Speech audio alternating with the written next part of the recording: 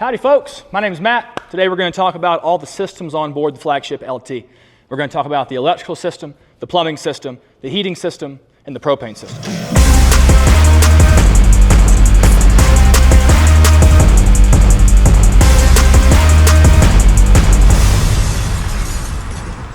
First, we're going to talk about the electrical system. This is your electrical box inside of your camper, and this is the central hub for all things electricity based out of the camper. Essentially, the batteries come in, they hit this box, and this is what controls everything in the camper power-wise. Starting up in the top left part of the box here, we have our 5 actuator breakers. You have 4 30-amp breakers on the bottom, each going to its respective actuator, and on top you have a 5-amp breaker going to your actuator switch. When preparing your camper for long-term storage, simply flip off all 4 actuator breakers and flip off your linear actuator switch breaker.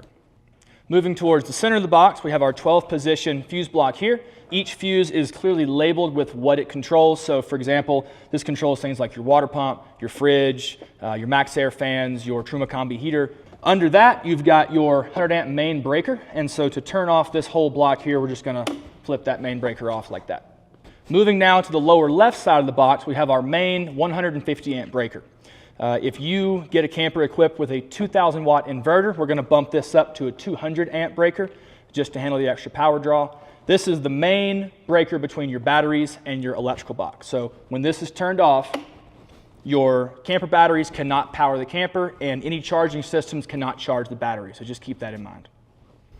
Now moving down under the actuator breakers and above your main breaker here, we have a little black switch that controls the self-heating function of your Battle-Born lithium batteries. Speaking of those batteries, campers come with 100 amp hours standard, and we can upgrade your camper to with 4 batteries if you'd like, giving you a total of 400 amp hours. We installed 2 on the passenger side under the electrical box, then we installed 2 more on the driver's side booth. You will lose some storage in the driver's side booth, but you have another shelf on top to store stuff on top of the batteries. These batteries are smart batteries, and they have an internal BMS that Battle-Born has designed, meaning that they're going to automatically start heating as long as this switch is turned on when they reach a certain temperature.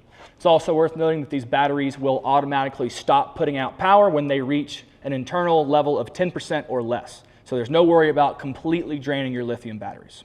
We also install a Victron Smart BMV and Smart Shunt, seen here.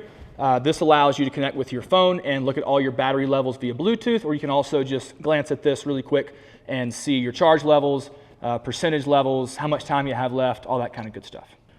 Now you may ask, how do I charge my camper batteries? Well, the Flagship has 3 ways to charge your camper batteries. You have solar power, DC-DC, and AC-DC shore power charging. Let's talk about solar first.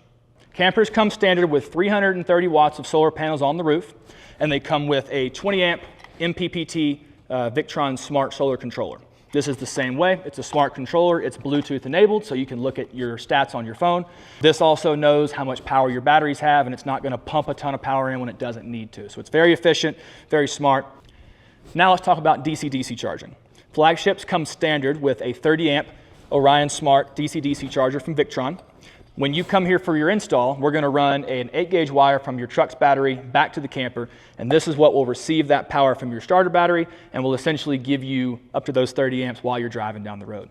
We do also offer an upgrade to a Victron 50 amp DC-DC charger, so that's going to give you 20 extra amps while you're driving. If you opt for this, we're going to up that wire size up to 4-gauge on the truck side, and we're going to use a waterproof Anderson plug as the connection point between the camper and the truck. Lastly, let's talk about AC-DC shore power charging.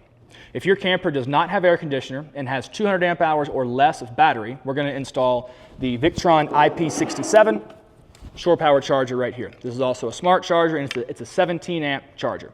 This knows, just like all the other Victron products, this knows exactly how much power your batteries have, and it knows what it needs to do to those batteries to keep them maintained at a healthy level. If you have air conditioner, or if you have 400 amp hours of battery, we use the Progressive Dynamics 65 amp shore power charger. This mounts under the countertop, and this is enough power to completely run your air conditioner without using any power out of your house battery. So if you're at a campsite where you have hookups, this thing is going to keep up with your air conditioner just fine. Speaking of air conditioner, we do offer the Dometic RTX 2000 rooftop unit on the Flagship LT. We can mount it in the front or in the rear of the camper, that's up to you. The Flagship is available in 2 different phases of air conditioner upgrade. Phase 1 gives you 200 amp hours of battle-born lithium, the 65 amp charger, and the Dometic RTX 2000 on the roof, front or back. Phase 2 gets you 400 amp hours of battle-born lithium, the 65 amp charger, and the Dometic RTX 2000. If you're unsure about what phase of air conditioner is best for you, just give us a call and we'd be happy to talk about it and figure out what's the best route to take. We talked briefly about inverter sizes, but once again, we do offer a GoPower 1500 watt or a 2000 watt industrial pure sine wave inverter. This gets mounted in the forward booth on the passenger side wall, and it's controlled by a little button on your electrical panel. If internet on the go is something that's important to you, we do offer a Starlink upgrade on the roof of the camper. For more information on Starlink, give us a call. We'll be happy to talk you through it. Your electrical panel is located in a convenient location on the passenger side of the camper. Here, you'll find your MaxxAir fan remote, Truma Combi heater controls, a 12-volt plug, a USB port, 110 outlets powered by the inverter, and finally, a remote to control the inverter. The Flagship comes standard with a Truma Combi heater and hot water heater. You have two options of heaters inside the Flagship. You have the normal Eco model, which just runs on propane only. And then you have this. This is the Eco Plus model, which allows you to hook up to shore power and run the heater on all shore power, a mix of propane and shore power, or still just pure propane. Both heaters have a 2.5 gallon water tank on board that heats the hot water. It's not an instant hot water heater, but that little tank does offer a little bit of a buffer zone for fresh cold water flowing into it and hot water coming out. On the heater side of things, hot air is going to come out of these outlets here, and it's going to flow into these hoses. They're all insulated with Truma's recommended insulation, and it's just going to come out of one of these vents right here. You're going to see 3 vents inside of your camper. There's one on the electrical face, one on the kitchen face, and one on the driver's side booth. There's a couple other hidden vents that are going to be blowing on your freshwater tank, under your floor, and on your freshwater lines coming in, so there's no risk of anything freezing in the wintertime. Now we're going to talk about the camper's plumbing system. The Flagship has a 24-gallon freshwater tank on board, along with a 5-gallon gray water tank for the sink, and if equipped with the inside shower, you'll get a 5-gallon gray water tank under that to store your shower water until you can drain it responsibly. Speaking of the shower, every camper is going to come with a 10-foot shower hose regardless of how the build is. So if you don't get the inside shower option, you're still going to get this hose. You just won't have the plumbing for the inside shower. This runs up to a separate mixer under the sink, so you'll always have hot or cold water for spraying off dogs, spraying off yourself on the outside of the camper. It's worth noting that this is pre-plumbed here at the shop, so there's no plug-ins or hookups that you have to worry about. Get the camper from us, the shower hose is already plumbed up, ready to go. Freshwater will start its journey on the outside of the camper, here at the freshwater infill. Simply unscrew the cap, put your hose in, and you're going to fill your tank through this potable water approved RV infill hose. We do offer locking water infills if that's something that you'd like to have. Once it flows through this, it's going to go into the 24-gallon freshwater tank. It may help to have someone on the inside of the camper watching your tank level indicator to let you know when you're at 100%. Otherwise, just fill the camper up until water spills out of the infill. Once the freshwater tank fills up and you're ready to start priming your system, you're going to cut the water pump on, and it's going to pull water from the tank into a little particulate filter to protect the pump. Out of the pump, it's going to flow into this little junction point here. Now, this is your winterizer drain. This goes outside of the camper, and this is what allows you to drain all water out of your camper. If you turn your water pump on and you have your valve open, so this yellow handle is parallel, you're going to evacuate all the water out of your camper. So make sure before you turn the pump on that this is closed. After it runs through this, it's going to start flowing up into the different systems of the camper. We do offer the Guzzle water filtration system in the Flagship LT. If you opt to have that installed in your camper, we would simply tie into your cold water line going up. There's a little valve that we just put in line, and that valve is going to split off and feed the Guzzle filter here. This is a 2-part filtration system. It has a UV filter up top that relies on water flow information to turn it on and off, and then under it you have your particulate filter here. Once it flows out of the Guzzle, it's going to flow up to a dedicated faucet on the sink, so you have filtered water and non-filtered water. For more information on how to winterize your camper properly and how to use this drain, check out our YouTube how-to series. We have a winterization video there that's got a lot of helpful information. As always, if you have questions about what plumbing system may be right for you, give us a call and we're happy to help. All right, we've covered a lot of stuff, and if you're still here with us, we appreciate it and we're proud of you. We've talked about the electrical system, the heating system, and the plumbing system. Now we're going to move over to the shop truck and we're going to talk about the propane system. We'll talk about the switches at the entry door of the camper, and we'll talk about all the ports and plugs on the outside of the camper. So come on. The Flagship LT comes with two 11-pound propane tanks mounted inside of a sealed box on a slide-out tray.